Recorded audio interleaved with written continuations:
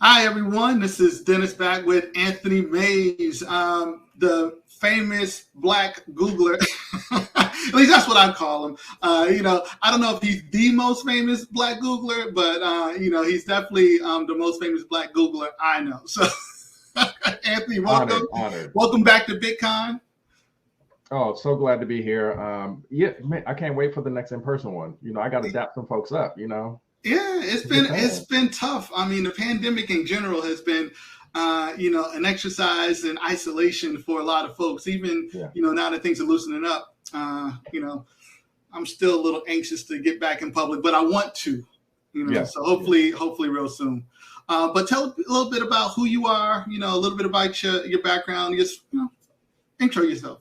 yeah. Absolutely. So I'm Anthony Mays, software engineer at Google. For the past 8 years, I've been in tech for 20 years, which is crazy every time I say it.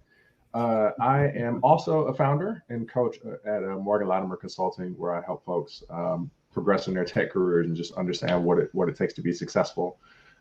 Again, as someone who's been in for 20 years. The story of my journey from Compton to Google, which I'll speak on a little bit here, um, is featured on my Twitter profile. So if you want to go check out my bio, follow me on Twitter. There's a video that BuzzFeed did a few years ago. So if I look at all familiar, could be because of that. So, my whole thing is just about inspiring the next generation of technologists to not just follow in the path that I led, but to go even farther than that. So, yeah, that's it. That's it. And quick shout out to Matt. What's going on, Matt Mitchell? Tamira's in the house, another Compton native. Yeah, Yeah. So yeah, we're gonna talk about Compton too a little bit later. I got to yeah, figure out if you lean more towards Dre or Kendrick, but we'll get to that in a minute. As far as your Google experience though, uh, how did you end up at Google? Let's just break down your journey real quick. yeah. So it was a long journey. I found out about Google in like 1999, 2000, sometime around that. I was in high school, and the first thing I said was, "Look at this Yahoo clone. Why can't people just come up with sensible company names anymore? Why has it got to be funny sounding? Yahoo, Google, all this business." And so, I was real cyberhood. I love that. I was real. I started using the products and Google search and Gmail. And, I came up in the time early in tech where we had like Gopher and InfoSeek and some of that old search engine stuff. And Mm. when you experienced Google search around that time, it was incredible how you were able to type in anything and just quickly get to the information that you were looking for. And it was just such an unprecedented thing. Being able to use Gmail for free, high quality stuff, and it just was blowing my mind. you know, Not to forget the fact that they were also making millionaires. Yeah, that didn't hurt. Engineering. That gets some attention. Yeah. Yeah. So I'm in college, like, yo, this place ain't no joke. And so I remember meeting a recruiter in college. It's like, yo, you should apply for an internship. And I took the paper. I did my whole like, yeah, oh no, that sounds great. Yeah, excellent. Yeah, I would love to follow up. Appreciate it. And I walked away from that table like, ain't no Google ain't hiring no black Negro from the hood. Not a former foster kid from the hood. Like, are you kidding me? The company's run by Larry and Sergey. You think Larry and Sergey care anything about me?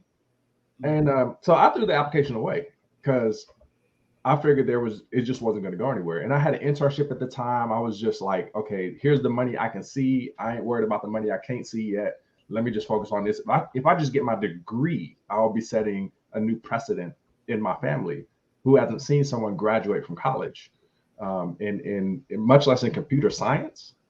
So, some years into my career, I got contacted on LinkedIn by Google Recruiting. This is what I tell everybody: like, make sure that your LinkedIn profile is set up. Like, get your picture on there. Fix your spelling errors, all that stuff, because they will reach out. And Google got in touch, and I was like, okay, y'all actually looking for me then, right? And I went and interviewed, and I didn't know what I was doing. I did what any self-respecting engineer would do. I Googled it. Like, how do you get a job at Google?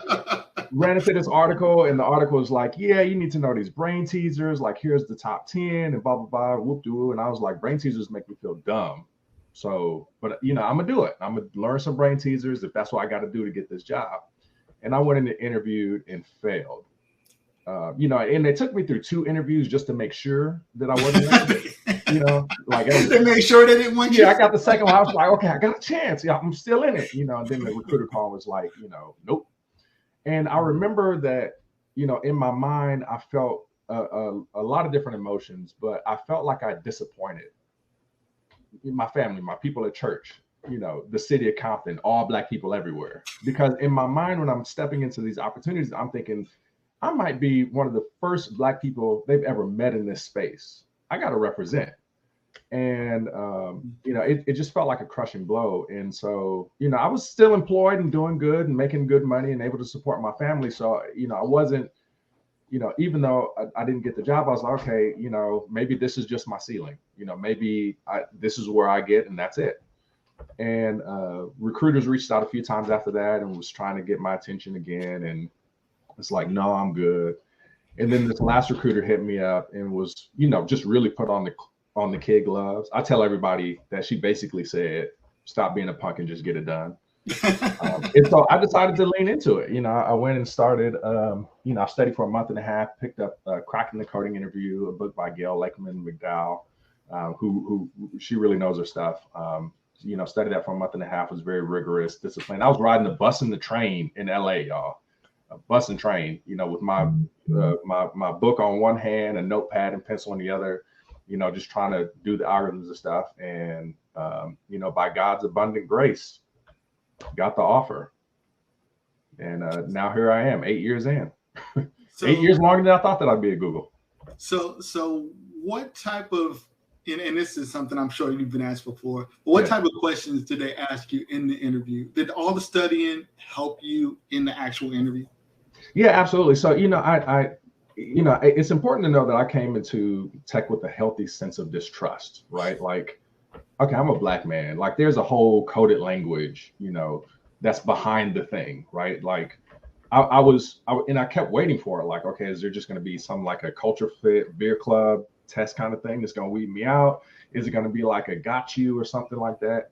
It was nothing but, the stuff that I studied is what I was tested on. And it felt empowering to be in a space where I put in the work, I did the time, I was rigorous, and it paid off with a great interview experience. And so, like I said, the stuff that you find in Cracking the Coding Interview, it was those kinds of questions, technical algorithms, data structures, big O, and all this other kind of stuff. It wasn't like, this got you kind of thing. And I really appreciated that about the interview, because I've had interviews before where they just want you to know like this one thing or this uber specific stuff. And I get turned off by that because I'm a problem solver. That's what I do. I'm a problem solver. And everything else is just about the tools. I might not know this specific tool, but I know how to Google it and put it to work because I'm a problem solver and I get things done. And my resume shows that. And I wanted to have that kind of respect coming in. And I figured that I wasn't going to get that respect because I always assumed that I'm starting from a deficit of respect. Yeah. But I felt like I was able to earn that, as I was going through the interviews and talking to, these really smart, bright engineers, just working on problems. And I really enjoyed it. Matter of fact, in one interview, I was like, the interview was like, so do you want more questions or do you just want to ask me questions about what it's like to be at Google? I was like, let's do a couple more interview questions. Like I was crazy. I don't know what I was. Glutton for punishment. You wanted to make sure that they still didn't want you. Yeah, but I was having fun. I was like, you got it. Let's do this. Maybe I can get some additional points in this game. Yeah. Now as far as the process, you said that the recruiter handled you with kid gloves a little bit. Yeah. Kind of coached you out of your shell to say, come on, let's go. You're ready. Right. What was the conversation you had with yourself to have the internal fortitude to say, okay, you know what? I was hurt. It hurt my feelings the first time. I'm going to go in again, knowing that I might get hurt again. But you know what? It's worth it. It's worth that risk. Yeah. Tell me about that conversation with yourself. Well, so first of all, when the recruiter called me, I was like, y'all know I didn't make it the first time, right? Like, are you calling the right Anthony Mays? Are you sure you calling me? Because I've been on so many interviews and don't nobody call. They may tell you that they're gonna call you back. Nobody calls you back. And so Google called me back 2 or 3 times, just like, this is some either they have their paperwork mixed up, or they really understand that it's okay to take risks and fail, and that I have the opportunity to grow, which is such a profound thing, because I think that not a lot of organizations understand that. And so, I've met people at Google who've gotten in on literally their 6th try. 6th try. Moms gave up working in the workforce to be a mom, working from home. 6th try, had a degree, this and that and the other. 6 tries later, got in.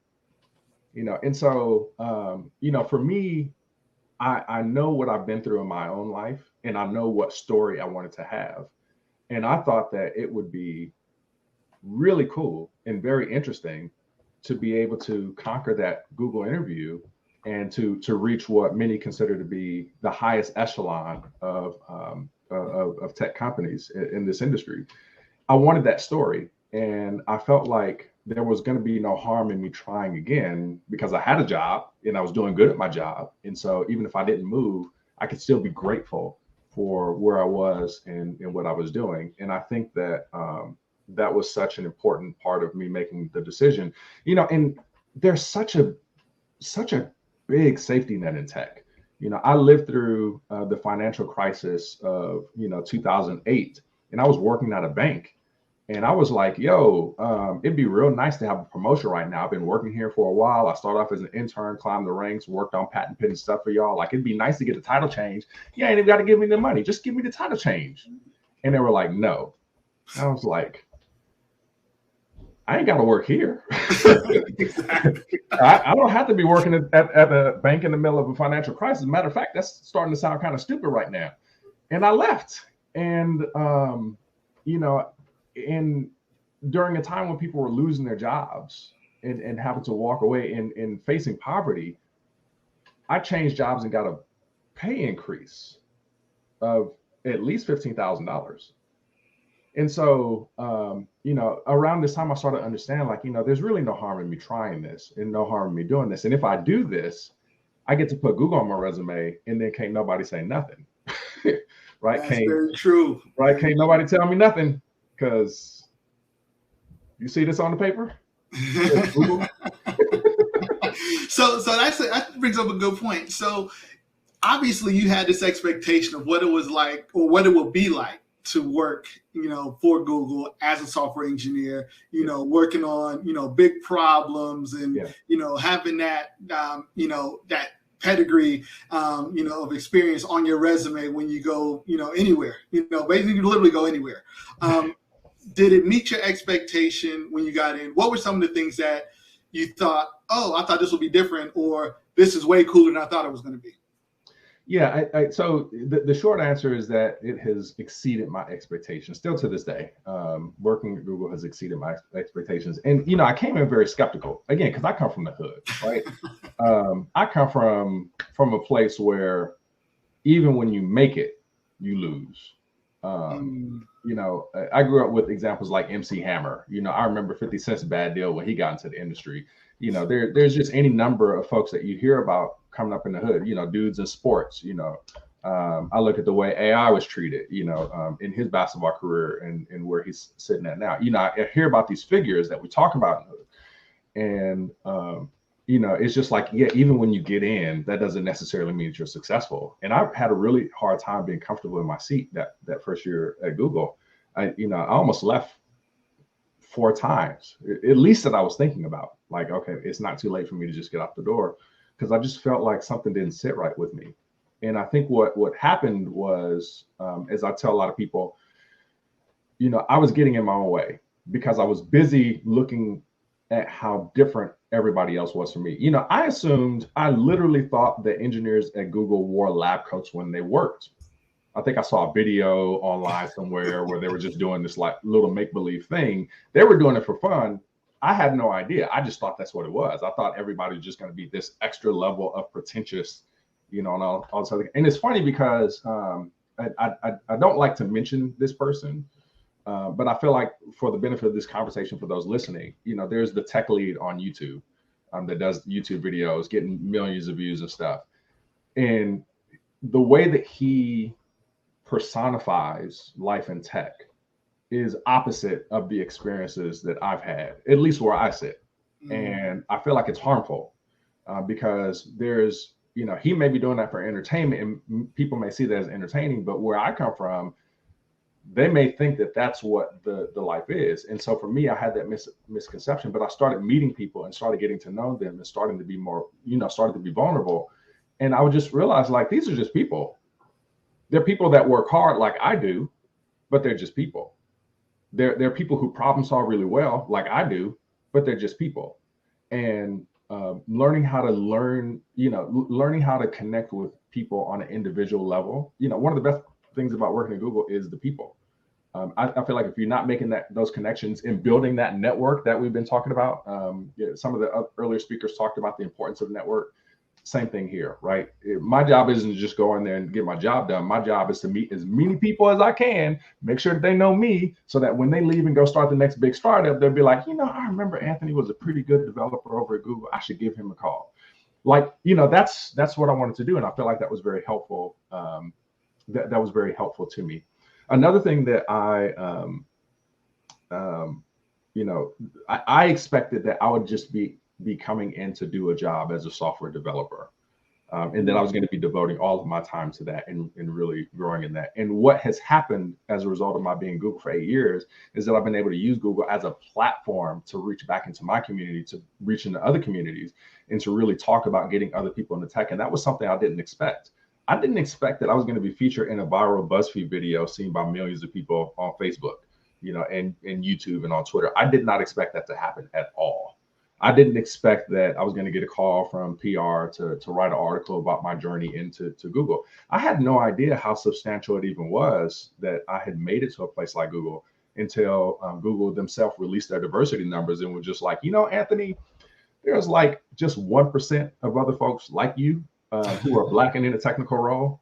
I just thought you should know that. And I looked to my right, I looked to my left, and I was like, oh, okay. That's what's going on. So did you feel that when you started? I mean, obviously you had to notice it, but was there any, specific feelings or, did it feel funny? No, absolutely. I think the best description is culture shock. Look, I grew up poor. I used to shop for lunch early in my career at the 99-cent store. I'd get like my cup of noodles. I get, my Sunny D. I get the canned soup. And try to spend like $10 for lunch for the whole week, something like that. And I had to count my change. When like buying a Kind bar for a snack. Because I felt like having a little something or the other. And I got to keep it under that budgetary limit that my wife and I set. And I had that conversation before, right? And I get to Google in 2013, and I'm seeing free stuff all over the place. And I'm picking up the Kind bar real slowly, like I can have two of these. Yeah, whatever. They had escargot sandwiches in the office one time. It blew my mind. Yeah, blew my mind. I was like, what is this nonsense? But it's funny when you see me like eating lunch in the Google Cafe, and I'm picking up free plates, like 2 or 3 at a time, and I'm making it a point to know the name of every cook, every chef, everybody that's bussing the tables, the folks who's cleaning the dishes, because in this place of privilege, I feel sometimes more connected to the cooks, to the security guards. You know what I mean? And I understand and sympathize with like where they may be right now, because that's where I used to be. And so I try to make sure to express that gratitude in that Thanksgiving all the time, to just say, look, thank you for this steak. Thank you for this halibut. Thank you for this spaghetti, all this other. Hey, how you doing? I know you got to do a job after this. How's that going? Are you interested in tech? How can I help you out with that? And I feel like, that's been such an important part of the experience for me, is just being connected to where I come from, while at the same time carving this new space, and being very vocal about that, being very visual about that. I go back to Compton. I'm like, I don't wear the Compton hat for y'all. you know what this is. I wear the Compton hat for my coworkers, for my teammates, so that they know that there are other people, that it's possible for people like me coming from a Compton to be successful in tech and to do amazing things. So, Yeah. you know. Yeah, some of those perks is, real nice, real nice. I won't go into the perks that, we had at Dropbox, but definitely some extravagant stuff that I experienced. And I won't go into it, but yeah. So, so with respect to how Google treats Black people, they are one of the few companies that release their diversity numbers. And they've been pretty much the same for the past few years. And, they ticked up a little bit, but it's still, around 3%. I guess, what do you feel that the company could do or should do to increase diversity within the organization? Obviously, you feel comfortable as an engineer. You don't feel any animosity. You are, thriving in your career. Yeah. Why is it just you? So there's a couple of ways to answer that. Number one, we've got to understand that this is, so I'm keenly aware of Black history, and I evoke the names of my ancestors, such as Garrett A. Morgan, Lewis Latimer, Benjamin Banneker, Madam C.J. Walker. These are the folks who came before me. When I couldn't see a future for myself in tech, I looked back at the past of Black history to see how innovators were doing their thing back before computers were ever a thing, and seeing all that they had to struggle through and all that they had to fight through. And because I understood that history, when I came to Google, I wasn't seeing this as something new. Like this whole diversity issue in tech ain't a new problem. It didn't even start with tech. It's been around for a long time. That predates a time much before Google even showed up on the scene. And I think the expectation is because companies like Google, Facebook, Twitter, whatever, have changed the world many times over in a very short amount of time. We're only talking about a couple of decades, right? Just with this revolutionary, we're talking about Bitcoin and blockchain, social networks, search engines, this and that and the other. Because we've seen tech companies change technology so quickly, our expectation is, tech should be able to solve this race and equity problem like that, right? And the reality is, it's not that simple. And I think that tech companies have vastly underestimated the problems, the infrastructural issues that underlie these problems. And it's amazing because I kind of laugh, right? Like it's not like any of this stuff is new. It's been around forever. You're just starting to see the picture. And so, I think that that we're still in this education phase in tech as an industry as a whole. We're still just learning, and that's learning that should have happened a long time. It's amazing how, for instance, like Google, organizing the world's information and making it universally accessible and useful. That's Google's mission. And yet you still don't know, right, how all these systematic inequities and things exist. And it's tough, and I work to unfold that and to bring stories like mine to light.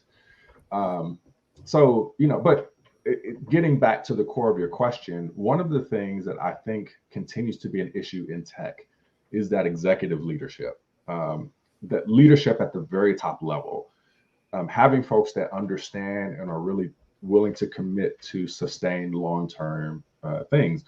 And I appreciate that at Google, I've never met so many people until I got to Google who were paid full time to work on issues like this, specifically with respect to addressing racial, gender inequalities and inequities and all those other kinds of things. A lot of stuff that we see in the industry, I feel were a direct result of what Google started doing before it was cool. And, of course, the company still messes up and still messes up a lot. Right. So it's a big place. Yeah. But I think it's important that that leaders be very, put your money where your mouth is. But it's not just a money issue either, right? It's not just that. Like you got to show up. You have to be vulnerable. You have to have your own narrative and be able to talk about why this matters to you. and pour that in. Because I think what happens is people think that they can dismiss this with money, not to say that that's Google strategy or any other company strategy. Sure. But it's not just a money issue. It's about time and heart and mindset and those kinds of things. And there has to be a connection between folks at the top, folks at the bottom, such as myself. I'm at the bottom. I recently did get promoted, but I'm still closer to the bottom than I am to the top. But and I appreciate that Google has kind of moved out of the way to kind of let me do my thing. They've been very supportive in that way. But still, there needs to be more people helping along. And I think companies are still trying to figure that out. Yeah, and actually, I'd be remiss if I didn't mention Timnit Gebru, who was a data scientist. She brought an issue about bias in an algorithm that she feels that she was unrightfully let go for. There's some dispute around if she left or if she was pushed out. But what I guess, if any opinion do you have about Google with respect to how leadership is handled issues of race and things in the wake of George Floyd's murder? Yeah, absolutely. So first of all, I'd really love to stay employed at the company that I work. So I'm going to try to be very careful in how I answer and address this. Listen, I don't. Number one, I don't know that much about research and academics and how that works in the private for-profit space. I think there's a lot of complexity there, me personally. And I'm just not that smart. Like, I was trying to read the paper and I was just like, this is a little bit over my head. So I don't know all the details. I know what I've heard online on social media, just like everybody else has. I don't have like deeper insights because I work there. I know that it was surprising. I know that it seemed unusual. And I know that even by the company's own admission, things were mishandled. And I think it's important to own that. And I think that at least internally, I see the company trying to own that and trying to address issues like that across the company. At least that's what I see. And I think that over time, you're going to see even more silver linings coming out of what I believe is a very unfortunate situation, and a publicly embarrassing one, honestly. It could have probably been handled in a different way if I had to take my guess, but I don't know. I wasn't in the room. I wasn't anywhere near that department. I've had the opportunity to meet Ms. Timnit once at a event within the company. Strikes me as someone who's very intelligent, very smart, very able. And, I wish her the best. It's still one thing that I take away from this discussion is, at least from my part, I try to be very, very careful about what I say and when I say it. And there's never been a better time to be Black in tech. There has never been a better time, I think, to be Black and in tech. And even with all that said, I try to make sure that I step very, very carefully. I'm never going to say anything against my employer. Not while they're giving me a paycheck and a salary, right? I try to limit my career limiting statements. But if that changes, I'm happy to show myself the door, right? So the day I leave, follow Anthony D. Mays. Maybe you'll hear some critiques and criticisms, right? But until then, I'm not going to take the money in one hand and then say something. And I'm not saying that that's what happened in this situation. But again, I'm reminded that I need to be careful about what I say and about what I do, so that I'm not in a situation where I'm called into the principal's office, as I like to say.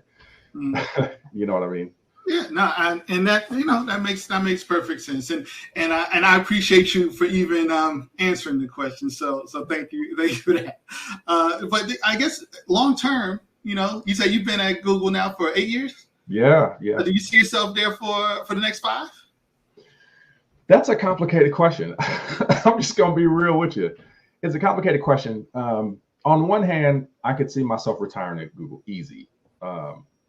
I look at Vint Cerf, who was one of the early pioneers of the internet itself. The Vint Cerf, who is still employed at Google. He's my coworker. I've been able to have conversations with him, with the Vint Cerf.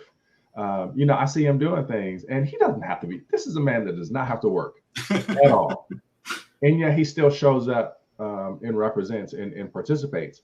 And I think it speaks to the kind of culture and the environment that you have at Google, where you have some really smart people doing interesting things, and the golden handcuffs are real. Like, I don't think gold is the right precious metal to describe the kind of handcuffs I have. So from that perspective, I can see myself retiring there. But on the other hand, I think there comes a point in time in your career where you start to ask yourself, I made it this far. Could I go farther?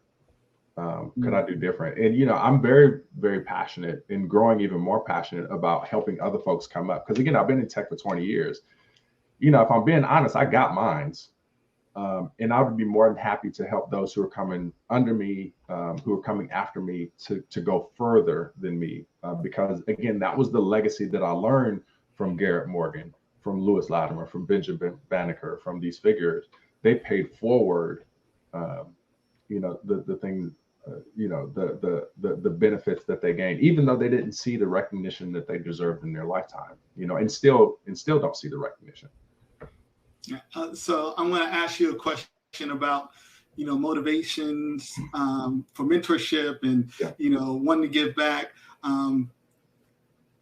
How early should conversations be had to, young people about the opportunities available in tech, financial and otherwise? I mean, how soon is soon enough? I don't know that there is a too soon, honestly. I don't think, you look at young babies with like coloring books and toys, promoting being a firefighter, police officer, doctor, lawyer, this and that and the other. Like, and they can't even read yet, and they're seeing this iconography, these images, that's supposed to sort of put into their head the expectation of what a successful career path might look like. Tech should be part of that, right? Whether that be you doing something in a technical role or not. And I think,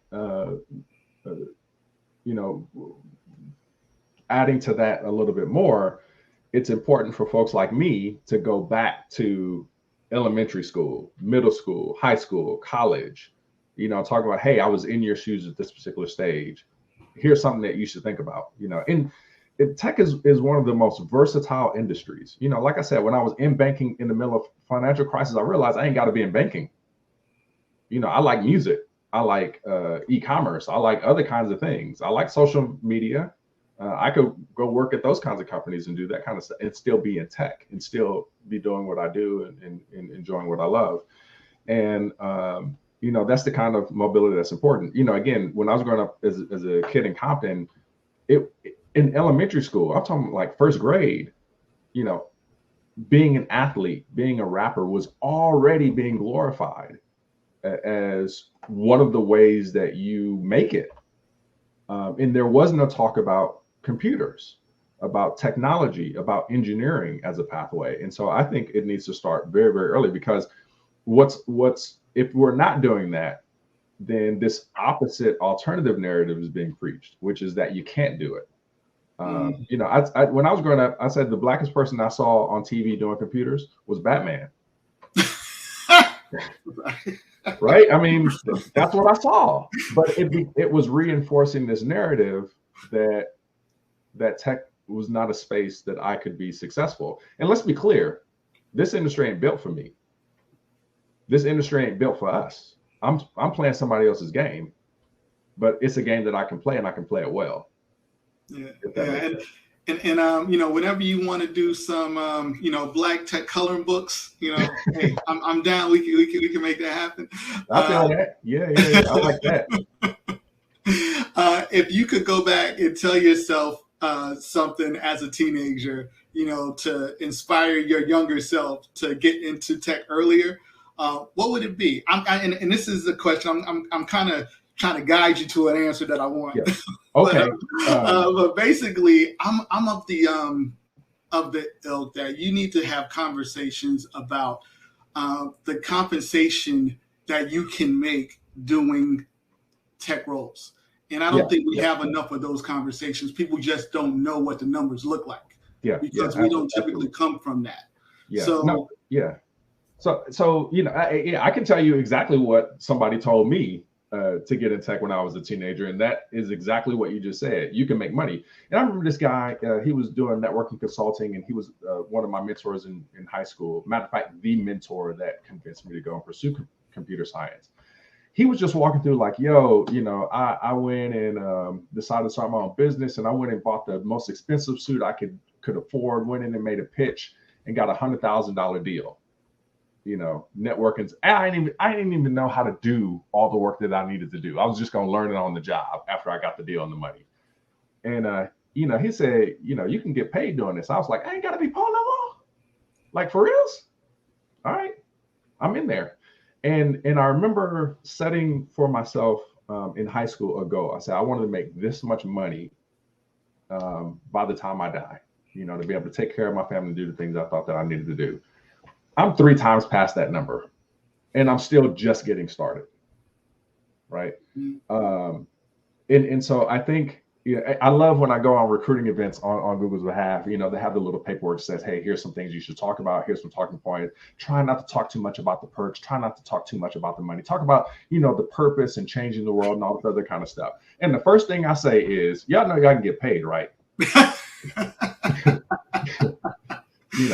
You're not going to tell me what to say to these kids, that grew up in the hood where I come from, right? Where you only got one shot, or at least that's the way you see it, where you have to pick between, you might be in a position of privilege on, somewhere living in the Hamptons where you get to pick between 4 different careers because you got that kind of network.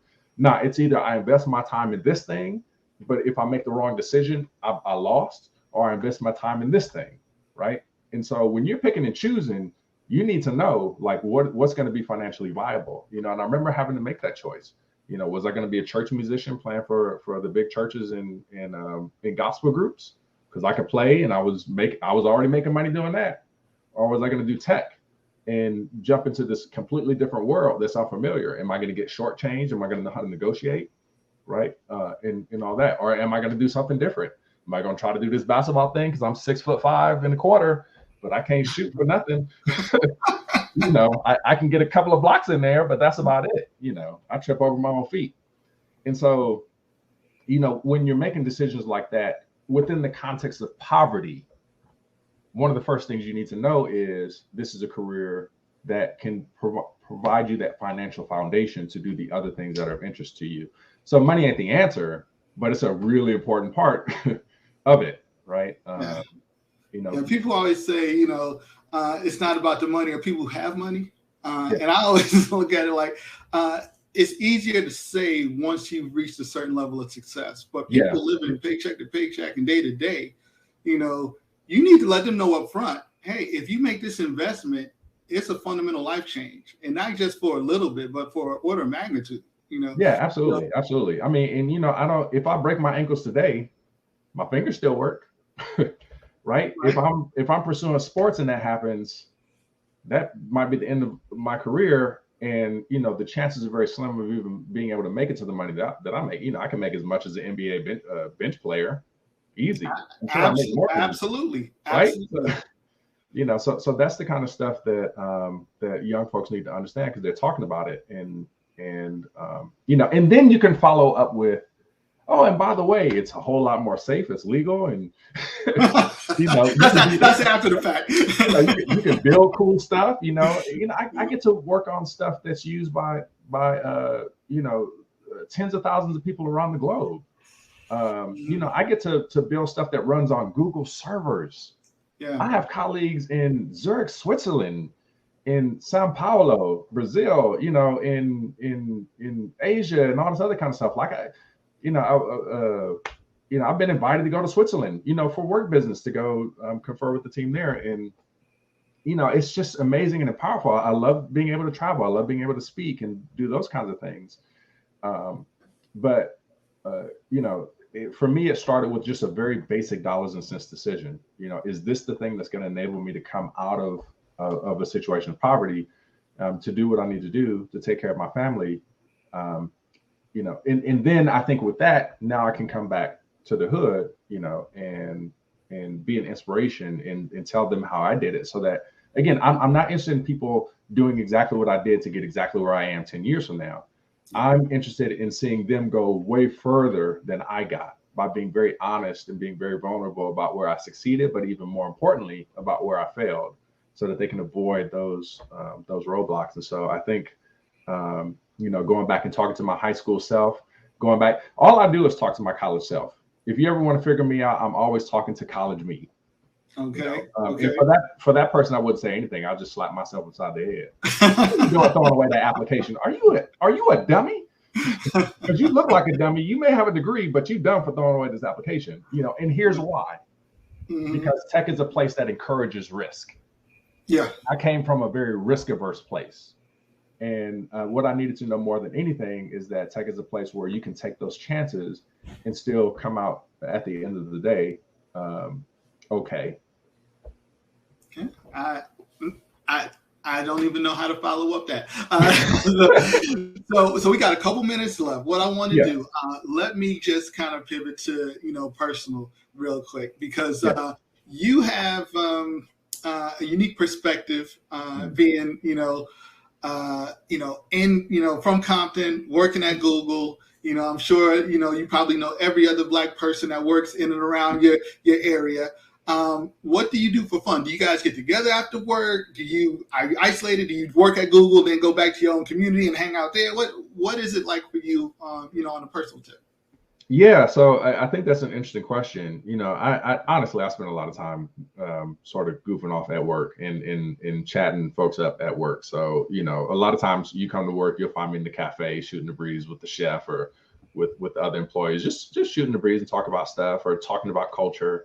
So sometimes I'm having conversations around equity, diversity, and inclusion, what that looks like, leading events, talking to kids. You know, it seemed like at least twice a week for a while, I was just bringing schools in to do tour. And then I would go do my work when I got home, just, bang it out, stay up till 10 o'clock, get my code submitted, this and that, and then come back the next day and repeat all over again. And so for me, there's a lot of opportunities to relax and chill, but then to just promote good culture. And I think that one of the valuable things about, I figured out a long time ago that anybody can code the kind of coding that I do. Like, I ain't the best that ever done it. I ain't bad, but I ain't the best that ever done it. There's other people that can do the coding work that I do. What they can't do is be that connector between where I come from and where I am now, to give people insight on what it's like to be Black in tech, what it's like to navigate those spaces, what it's like to get hired at and to stay at one of these tech companies. That's where it's valuable. So I love, coaching other candidates. I love, participating in the employee resource groups, and doing all those other kinds of things. And, I also love the work that I do too. And I love that at Google, I get to work with other people that really enjoy what they do. And I think the interview tests for that. And so it's great. And then after that, spending time with family, church on Sunday. I'm closed on Sunday. So what instruments do you play? Oh, I'm a keyboard. Oh, okay. That's what I do. Yeah. So I'm on that. I grew up with that gospel. So that's what I play. And it's been great too, because every quarter in my office we have a bit of a talent show with music, and so I go and play music for that. Actually, if you follow on Twitter, there's a link in my bio where you can check out my YouTube channel. I did some music. I did a music video. In that music video, actually, wait, hold on. Like a real video? I did a real video where I'm playing the keys and this and that. And it's funny because I love that I get to bring that part of myself to work, and that went viral in the company because I filmed it in the office and all this other kind of stuff. So I'm sitting there during work time with my camera, taking pictures with my keyboard, laying down some jazzy chords.